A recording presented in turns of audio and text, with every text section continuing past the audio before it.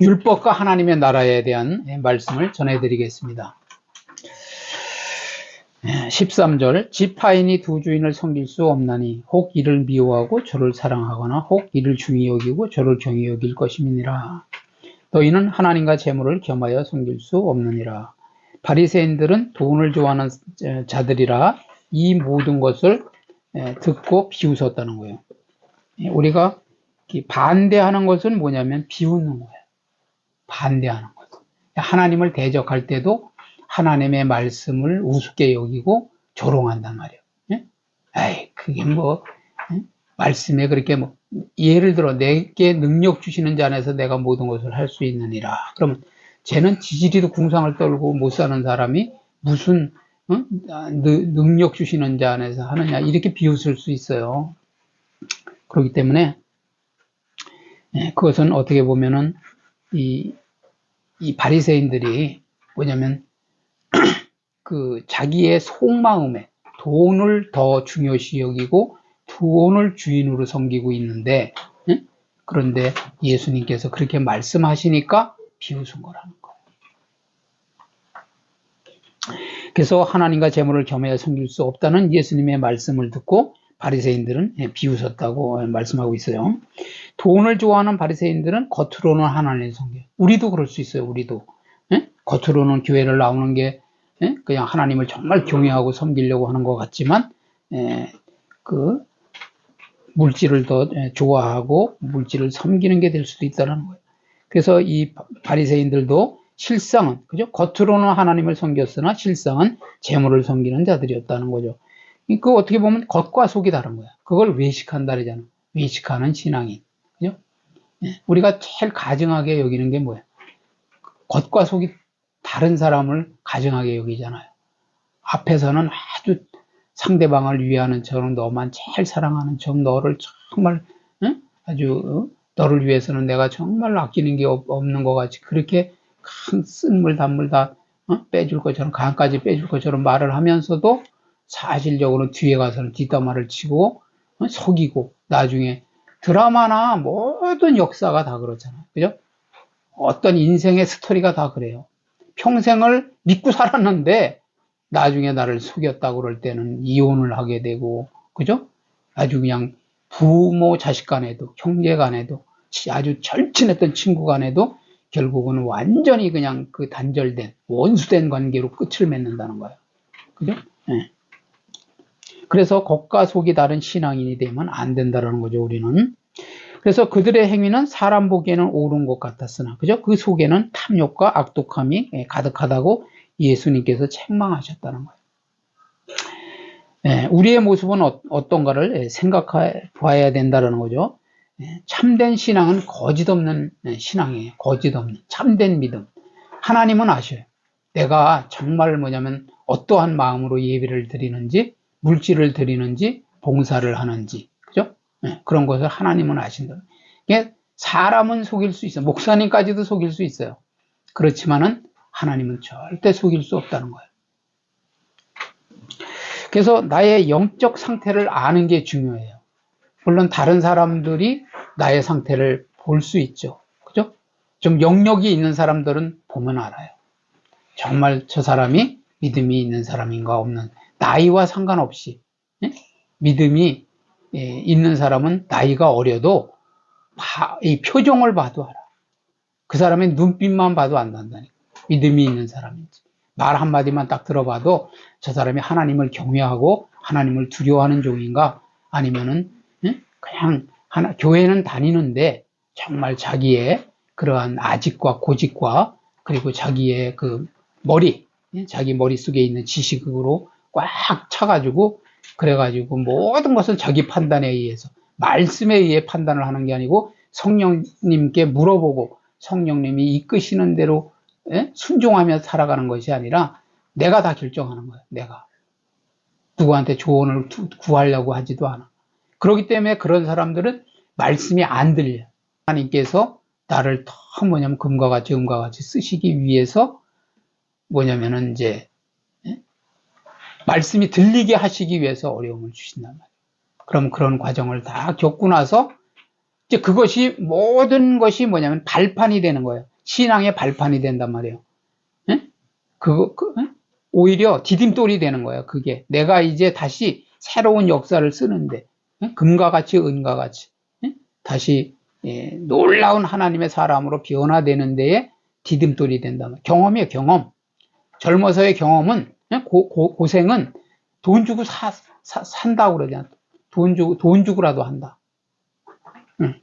경험만치 중요한 게 없는 거예요. 노인분들을 우습게 여기면 안 돼. 노인의 한마디 한마디가 정말 또 특별히 믿음 생활을 하는 노인분들의 그 한마디 한마디가 잘 새겨들어야 될 말이에요. 우리는 그것을 그냥 흘려듣고 나중에 그분이 돌아가시고 난 다음에 땅을 치고 후회를 하고 그냥 아주 통곡을 한다. 그때 엄마 말을 들을 걸, 그때 아버지 말을 들을 걸, 그때 할머니 말을 들을 걸, 그때 목사님이 옆에서 조언을 해주실 때 그 말을 잘 들을 걸, 어떤 집사님의 어떤 장로님의 그런 조언을 들을 걸, 이런단 말이에요. 그래서 나의 영적 상태를 아는 게 중요하다는 거죠. 그래서 하나님께서 인정하시는 그런 믿음이 돼야 돼요. 물론 사람에게도 인정을 받아야 되겠죠. 그렇지만 제일 첫째 여러분들이 신앙생활을 하면서는 하나님께 인정받는 사람이 돼요. 너는 정말 내가 인정한다. 너의 믿음. 그러면 끝난 거예요. 그거는. 더 이상 하나님의 연단이 아브라함도 마찬가지예요. 독자 이삭을 드리라 할 때 마지막 테스트라고 그러잖아. 이거 어떻게 얻은 아들인데 각을 떠서 칼로 찔러서 드리라고 하는 거. 그렇지만 3일 길을 가면서도 아브라함은 고민됐겠죠. 그렇지만 단번에 칼을 들고 찌르려고 할 때 멈추라 그래. 멈추라. 내가 너의 믿음을 이제 보았다. 그래서 15절 보세요. 15절. 예수께서 이르시되 너희는 사람 앞에서 스스로 옳다 하는 자들이나 너희 마음을 하나님께서 아시나니 사람 중에 높임을 받는 그것은 하나님 앞에 미움을 받는 것이니라. 그죠? 하나님은 아신다잖아요. 사람은 속일 수 있지만 하나님은 속일 수 없어요. 하나님은 다 아신다. 그러니까 우리가 신앙생활을 하나님 앞에서 해야 된다는 거죠. 그리고 하나님 앞에서 미움을 받는 거래요. 사람 중에 높임을 받는 거지. 사람들은 칭찬을 할 수 있고 겉모습 속을 잘 모르니까 진짜 속에 품은 마음을, 그래서 뭐 속담도 있잖아요. 열길 물속은 알지만 한길 사람 속을 모른다.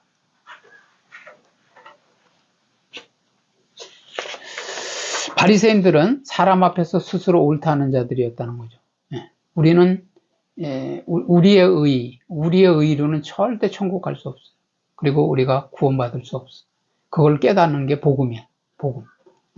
예수님께서 그러기 때문에 스스로 죄인이 되셔서 우리의 죄를 지고 십자가에 죽어주신 그 은혜로 말미암아 우리가 구속의 은혜를 받은 거라는 거죠. 그래서 결국 그들의 위선적이고 형식적인 신앙, 그죠? 교회 안에서도 아까 말씀드린 외식적이고, 그죠? 위선적이고 형식적인 신앙을 우리가 경계해야 돼요. 그래서 하나님은 그런 자들을 아셨다는 거죠. 스스로 옳다고 생각하는 자를 하나님께서는 의인으로 인정하지 않는다는 거예요. 내가 아무리 믿음 생활 잘하는 것 같고 나는 정말 의인인 것 같다고 자기가 옳다고 생각하지만 하나님은 그런 자를 의인으로 인정해 주는 게 아니라 나는 정말 1000번 만번 죽어 마땅한 존재이지만은 하나님께서 독생자 예수 그리스도를 보내주셔서 내가 그 의로 말미암아 하나님의 자녀로 인정해 주신 거다. 인정해 주신 그것을 믿고 더 겸손하게 지혜를 간구하고 하나님을 올바로 경외하고 나아갈 때 하나님께서 우리를 의롭게 여겨주시는 거죠. 그래서 사람 앞에 높임을 받고 영광을 받는 것은 하나님께서 미워하시는 것이라고 책망하셨습니다. 물론 많은 사람들에게도 칭송을 받고 존경을 받는 건 중요한 거예요. 그렇지만 더 중요한 것은 먼저 하나님께 인정을 받고 칭찬을 받고, 그죠? 그러면은 사람 앞에 당연히 자연스럽게 높임을 받고 존귀함을 받는다는 거죠. 존귀하게 여김을 받는다는 거예요. 16절 보시면 율법과 선지자는 요한의 때까지요. 그죠? 그 후부터는 하나님의 나라의 복음이 전파되어서 사람마다 그리로 침입하느니라. 그래서 율법과 선지자라는 말은 뭐냐면 율법은 창세기에서 신명기까지, 그죠? 출애굽기, 레위기, 민수기, 신명기까지의 모세 오경을 말하는 거예요. 율법은. 그리고 선지자의 글은 뭐냐면 모세 오경을 제외한 구약의 나머지 부분, 그죠? 나머지 성경 말씀을 말씀하는 거예요. 그래서 역사는 율법과 선지자들의 활동 시기가 있었다라는 거죠. 시기와 예수님 자신의 활동 시기, 그죠? 그리고 예수님께서 부활 승천하신 이후에 성령 혹은 교회의 시기로 구분된다고 볼 수 있는 거예요. 그래서 지금 시대가 어떤 시대인가를 우리가 또 분별을 해야 된다는 거죠. 구약 속에서 그림자처럼 암시되던 하나님의 나라가 예수 그리스도의 사역과 더불어서 이 땅에 실제로 임하게 된 것이라는 거죠. 그래서 예수님께서 나타나셨을 때 천국이 가까이 왔다. 회개하라, 천국이 가까이 왔느니라, 이렇게 그 침례 요한이 외쳤잖아요. 율법과 예언자들은 천국을 예언하는 일을 했다라는 거죠. 그죠? 침례 요한은 도래한 천국을 예비하는, 그러니까 주의 길을 예비하는 거예요. 평탄케 하는 거죠. 그리고 메시아이신 예수님을 통해서 천국은 이미 도래했다라는 거죠. 그래서 따라서 사람들이 그 천국을 붙잡을 수도 있고, 그죠? 그리고 얻을 수도 있고, 그리고 거기에 참여할 수 있게 된 것이라는 거죠.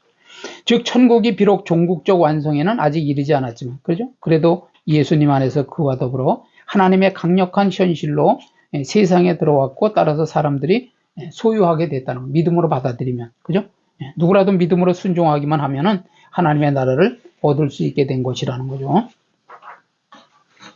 17절 보시면 그러나 율법의 한 획이 떨어짐보다 천지가 없어짐이 쉬우리라 그러잖아요.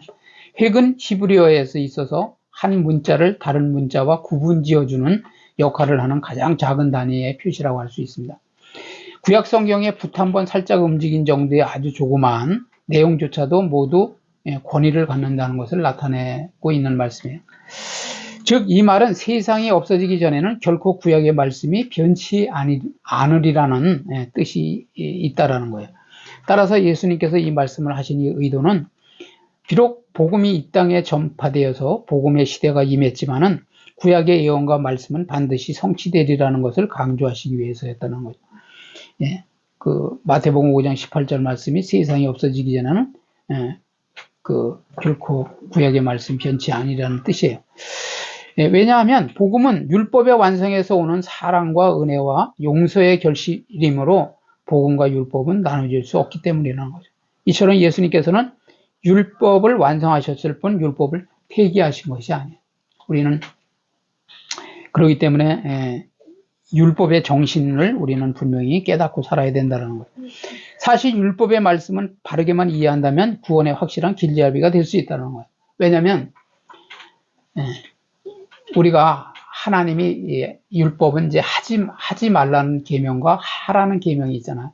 그런데 우리가 그것을 다 지킬 수 없는 죄인임을 깨닫는 거예요. 죄를 깨닫는 것이 율법이라는 거예요.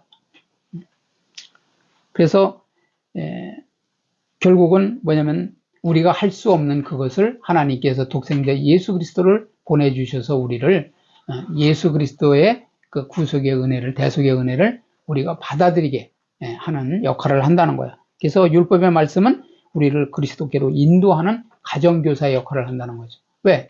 내가 아무리 노력해도 너는 안 된다는 거죠. 우리는 죄인이기 때문에 할 수 없어. 할 수 없는 그것을 예수님께서 우리를 위해서 죽어주심으로써 너희들이 지키는 것으로는 안 되기 때문에 내가 믿는 법으로 내가 그것을 이루고, 그죠? 사랑, 너희들을 위해서 사랑을 베풀고 또 은혜를 베푸노라, 그리고 용서하노라, 죄를. 그렇기 때문에 너희들은 그것을 믿음으로 받아들여라. 그래서 너희 것으로 삼으라. 그거예요. 자, 18절 보면 무릇 자기 아내를 버리고 다른 데 장가드는 자도 간음하며 무릇 버림당한 여자에게 장가드는 자도 간음함이니라. 이렇게 말씀하고 있잖아요. 예수님께서 갑자기 이혼 문제를 제기한 것은 특별히 이혼 문제를 통해서 율법의 진정한 가치에 대한 바리새인들의 무지를 지적하시고 율법의 영구성을 가르칠 수 있기 때문이라는 거죠. 그 마태복음 19장 6절 8절에 보면은 하나님이 짝지어 주신 것을 사람이 나누지 못할 것에 대한 말씀은 바로 율법의 진정한 정신을 잘 나타내는 말씀이라는 거죠. 그러므로 율법과 선지자는 요한의 때까지고 지금은 복음과 메시아의 시대지만 율법의 진정한 정신은 변함이 없다라는 거예요. 결론을 말씀드리면 사람 앞에서 높임을 받고 영광을 받는 것은 하나님께서 미워하시는 것이라고 책망하셨다라는 거죠. 오히려 이 유대인들 중에도 더 직업적으로도 그렇고 이제 어려움을 당하는 그러한 사람들이 창기와 같은 사람들이 뭐냐면 사람들에게는 핍박을 받았어요. 멸시를 받았어. 그렇지만 하나님께는 뭐냐면 오히려 저들은 천국에 들어가고 너희들은 버림을 당한다고 오히려 대제사장이나 서기관 바리새인들에게는 오히려 책망을 받았잖아요. 그런 것처럼 우리는 첫째 사람 앞에서 높임을 받는 그러한 신앙생활을 하기보다 하나님께 높임을 받고 하나님께 인정을 받고 하나님께 영광을 돌리는 그런 삶을 살아야 되겠죠. 두 번째는 예수님을 통해서 천국은 이미 도래했으며 따라서 사람들이 그 천국을 붙잡을 수도 있고 얻을 수도 있으며 거기에 참여할 수 있는 기회가 온 거예요. 우리는 그렇기 때문에 그 기회를 잘 믿음으로 받아들이셔야 된다는 거죠. 세 번째, 율법과 선지자는 요한의 때까지이고, 그죠? 지금은 복음과 메시아의 시대라는 거죠. 이미 메시아께서 오셔서 우리를 위해서 다 이루시고 다시 심판장으로 오시려고 준비하고 계시잖아요. 그런데 그 율법의 진정한 정신은 변함이 없어요. 좀 전에도 말씀드렸지만 사랑, 율법의 정신은 사랑이라니까 이웃사랑과 하나님 사랑이란 말이에요. 그죠? 그리고 용서하라는 거예요. 용서. 7번에 70번까지도 용서하라는 거예요. 그래서 우리는 위선적이고 형식적인 신앙을 배격해야 돼요. 어떻게 보면은 이 땅에서 참 가짜 믿음이 뭐예요? 가짜 믿음. 참 믿음과 가짜 믿음의 기준은 쉽게 말씀드리면은 외식하는 신앙인가? 그러니까 무늬만, 이름만 성도인가? 그런 차이가 있는 거예요. 그러니까 그런 가짜 믿음을 배격하고 하나님께서 하나님께 인정받는, 하나님이 인정해 주시는 정말 어떤 어려움을 당하든지 그냥 불평하지 않고 원망하지 않고 하나님의 주권 속에 요셉처럼 노예로 팔려가든 그죠? 감옥에 들어가든 하나님을 경외하고 나아갈 때 결국은 하나님께서 때를 따라 높이시고 또 가족까지 구원하는 그죠? 기근에서 구원하고 그런 은혜를 베풀어 주셨잖아요. 그래서 우리는 하나님께 인정받는 참된 삶을 멋지게 살아드리는 저와 여러분 되시기를 주님 이름으로 축복을 드립니다.